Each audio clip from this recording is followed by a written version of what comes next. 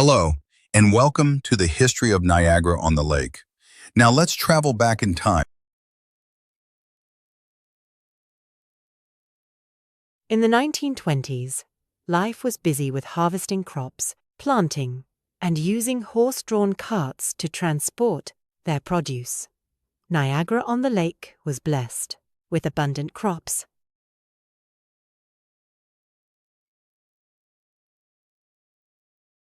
In the 1820s, people in Niagara-on-the-Lake were just getting over the War of 1812.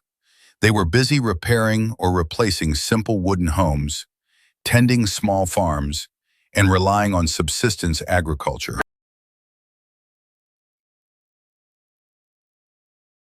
Iroquois, or Mississauga families, living along the lower Niagara River in the 1720s, maintaining seasonal rounds of hunting, fishing, and gathering. French traders passing through the region exchanged goods such as metal tools, cloth, and furs. Life in the Niagara region during the 1520s was shaped entirely by the indigenous peoples who lived there long before Europeans arrived. The neutral nation and related groups occupied the land, built longhouse villages, farmed, hunted, and fished across what is now Niagara-on-the-Lake. Europeans would not appear in the region until the 1600s, so every detail of daily life in the 1520s reflects indigenous spirituality.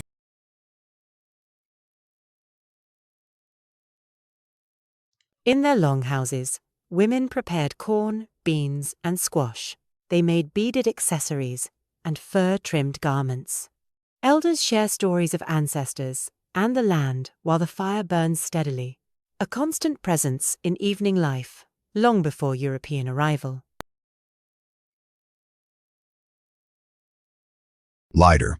Contrary to what my nephew thinks, Niagara-on-the-Lake in the 1300s had no dinosaurs, but it did have longhouse villages, thriving farms, and one of the most important indigenous trade routes in the Great Lakes. In the winter, families hung dried corn and smoked meat from the rafters of their longhouses. In conclusion, 1,000 years before our time, Niagara-on-the-Lake was a world shaped by wind, water, and memory.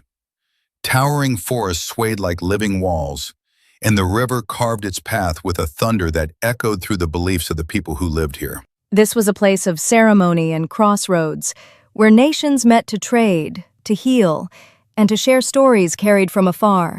As centuries passed, the land held on to these voices, preparing quietly for the next chapter, one that would reshape Niagara forever. But long before that change arrived, this place was already ancient, already sacred, already alive.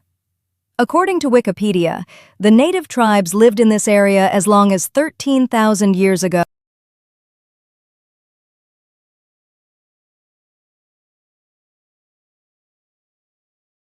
Thanks for watching. We hope that you enjoyed this video. God bless Canada.